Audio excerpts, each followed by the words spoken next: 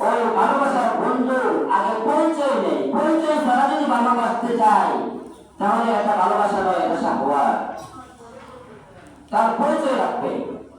ইসলামের 5টি স্তম্ভের মধ্যে প্রথম স্তম্ভ হইল আশহাদু আল্লা ইলাহা ইল্লাল্লাহ ওয়া আশহাদু আন্না মুহাম্মাদার রাসূলুল্লাহ। আল্লাহকে আল্লাহর পরিচয়। ইসলামের 5টি স্তম্ভ শুরু পরিচয় হচ্ছে, শুরুতে স্তম্ভ হচ্ছে আল্লাহর পরিচয় তোমরা দাও। আল্লাহ এটার মাধ্যমে, আল্লাহ রাসূল এই হাদিসের মাধ্যমে বুঝিয়ে দিতে চান যে আল্লাহর পরিচয় তোমরা দাও। আশহাদু আল্লা ইলাহা ইল্লাল্লাহ ওয়া আশহাদু আন্না মুহাম্মাদার রাসূলুল্লাহ। অর্থাৎ পরিচয়, আল্লাহ পরিচয় দিচ্ছেন যে আমার পরিচয়। মহব্বতের মানুষের যদি আগে পরিচয় লাভ করা যায় তাহলে ওই মানুষকে ভালোবাসতে সহজ হয়ে যায়। আল্লাহ পরিচয় দিচ্ছেন কুল হুয়াল্লাহু আহাদ, আল্লাহকে ভালোবাসবা। আল্লাহু আহাদ, তাহলে তোমরা জানো আল্লাহ এক। আল্লাহর পরিচয় কি? আল্লাহকে ভালোবাসতে চাও, আল্লাহর পরিচয় হলো আল্লাহ এক। আল্লাহুস সামাদ, আল্লাহ হচ্ছেন অমুখাপেক্ষী, কারো মুখাপেক্ষী আল্লাহ লাগে না। মানুষ কোনো কর্ম করলে অন্য একজন মানুষের সহযোগী হয়, কিন্তু আল্লাহ কোন কর্মের মধ্যে কারো সহযোগী হওয়া লাগে না। আল্লাহুস সামাদ লাম ইয়ালিদ ওয়া লাম ইউলাদ, আল্লাহর আরেকটি পরিচয় হলো তিনি কাউকে জন্ম দেননি, তার থেকে কেউ জন্ম নেননি। তিনি কাউ থেকে জন্ম নেননি, কাউকে তিনি জন্ম দেননি।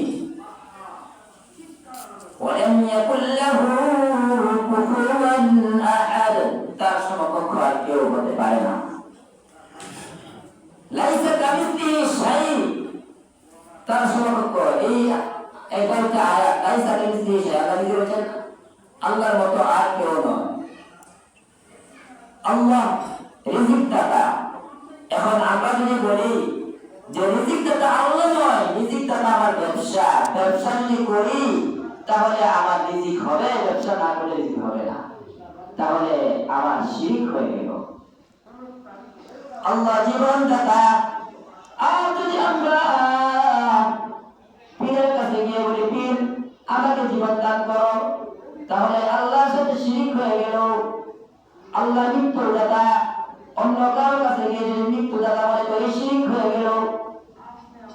আল্লাহ সব কিছু কল্যাণের মালিক, কিন্তু মঙ্গল শোভাযাত্রা নামে, বৈশাখী যাত্রা নামে আমরা শুরু করলাম যে বৈশাখী সকল কল্যাণের মালিক, তাহলে আমার শিরক হয়ে গেল। আল্লাহ বলছেন ইন্নাল্লাহা লা ইয়াগফিরু আন ইউশরাকা বিহি ওয়া ইয়াগফিরু মা দুনা যালিকা লিমান ইয়াশা। আল্লাহ শিরক গুনাহ কখনো ক্ষমা করবেন না। তাহলে আল্লাহর পরিচয় কি? আল্লাহু লা ইলাহা ইল্লাহু, আল্লাহ ছাড়া কোনো মাবুদ নাই, এটা অন্তরে ধারণ করতে হবে। আল হাইয়ুল কাইয়ুম, জীবনদাতা তিনি, মরণদাতা তিনি।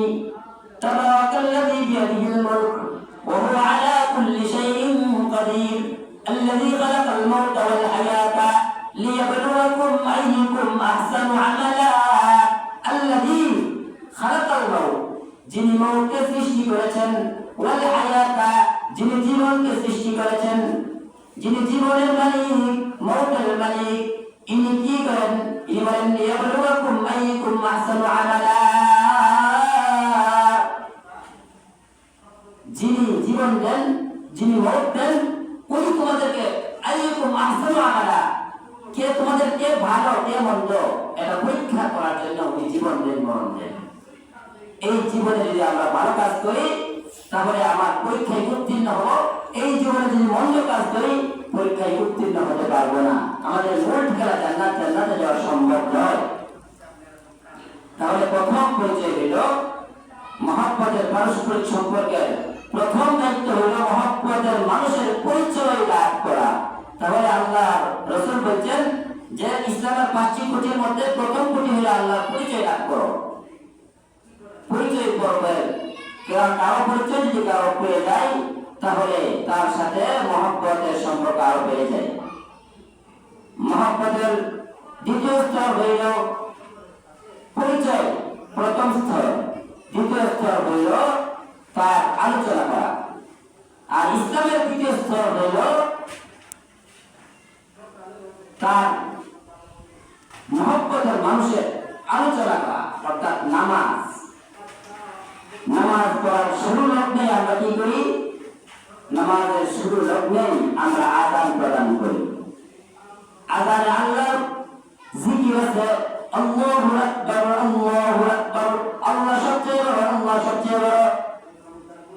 আযানের শেষে আল্লাহর জিকির আছে, লা ইলাহা ইল্লাল্লাহ, আল্লাহ ছাড়া কোনো মাবুদ নাই। নামাজ শুরু করবো আল্লাহু আকবার, আল্লাহর জিকির। ভালোবাসার মানুষের দ্বিতীয় সম্পর্ক হইল ভালোবাসার মানুষের সর্বদা আলোচনা করা। প্রেমিক তার প্রেমিকাকে যদি ভালোবাসে, সর্বদা প্রেমিকার আলোচনাই করে। ঠিক তেমনিভাবে মানুষ আল্লাহর সাথে সম্পর্ক রাখবে, আল্লাহর আলোচনা সর্বদা করবে নামাজের মাধ্যমে। রুকু থেকে গেল সুবহানা রাব্বি রাব্বিয়াল আ'লা, সুবহান রাব্বিয়াল আযীম। রুকু থেকে বললো, সেজদা থেকে গেল সুবহান রাব্বিয়াল আ'লা, রবকে স্বীকার করলো, রবের আলোচনা করলো। তাশাহুদের মধ্যে রবের আলোচনা করলো, দুরূদের মধ্যে রবের আলোচনা করলো। সামি আল্লাহ, আল্লাহ আলোচনা করলো। অর্থাৎ নামাজের মধ্যে আল্লাহর আলোচনা করলো। তাহলে বোঝা গেল ইসলামের দ্বিতীয় স্তম্ভ হলো নামাজ। আর আল্লাহ নবী বলছেন ইসলামের দ্বিতীয় স্তম্ভ হলো নামাজ। আর আমরাও জানি মহব্বতের তৃতীয় স্তর হলো তার আলোচনা করা। আর নামাজের সর্বোচ্চ আলোচনা হয়। কোন সময় তার মাধ্যমে আল্লাহর আলোচনা হয়। আলহামদুলিল্লাহি রাব্বিল আলামিন, আর রহমানির রহিম, মালিকি ইয়াউমিদ্দিন। আল্লাহর প্রশংসা, আলহামদুলিল্লাহ, সমস্ত প্রশংসা আল্লাহ তাআলার। রাব্বিল আলামিন, যিনি तमाम জাহানের রব। আর রহমানির রহিম, আল্লাহর জিকির করা, যিনি করুণাময়, যিনি দয়ালু। মালিকি ইয়াউমিদ্দিন, যিনি আমাদের বিচার দিবসের মালিক। তাহলে আল্লাহর আলোচনা করলাম, জিকির করলাম, আল্লাহ সাথে সাথে আমাদের সাথে নামাজে কথা বলেন। হাদিসের শরীফে উল্লেখ আছে। তাহলে বোঝা গেল মহব্বতের মানুষের আলোচনা হয় নামাজের মাধ্যমে। আমাদের মহব্বত আল্লাহর সাথে বেশি, এজন্য নামাজের মাধ্যমে আল্লাহর জিকির আলোচনা করি। তারপর ইসলামের তৃতীয় স্তম্ভ হইল সওমে রমাদান, মাহে রমাদানে রোজা পালন করা। মহব্বতের মানুষের দুনিয়ার মহব্বত মানুষ যদি একজন অন্যজনকে মহব্বত করার কারণে খানা বন্ধ করে দেয়, পিতা বলে সন্তান খাও না কেন, খানার সময় হয়েছে, কিন্তু সন্তান খাই না, তার মহব্বতের মানুষের কথা মনে হয়ে গেছে, তোমরা খাও আমি খাবো না। মা বলে সন্তান খাও, সে খায় না। কারণ কি? তার মহব্বতের মানুষের কথা আলোচনা হয়ে গেছে, মহব্বতের মানুষে নিষেধ করেছেন, এখন খাইও না, এখন তোমার সাথে দেখা করবো। ঠিক তেমনি ভাবে আল্লাহ রাব্বুল আলামিন মাকে রমাদানে নিষেধ করেছেন, তুমি আমাকে মহব্বত করো, 1 মাস দিনের বেলায় খাইও না, তাহলে মহব্বত প্রকাশ পাইল। তাহলে বোঝা গেল মহব্বতের মানুষের জন্য খানাও বন্ধ করে আল্লাহ রাব্বুল আলামিন তৃতীয় স্তম্ভ, আল্লাহ রাসূল বলেছেন তৃতীয় স্তম্ভ হলো রোজা। তারপরে মহব্বতের মানুষ, আমরা দুনিয়াতে একজন আরেকজনকে মহব্বত করলে মাঝে মাঝে হাদিয়া দিই।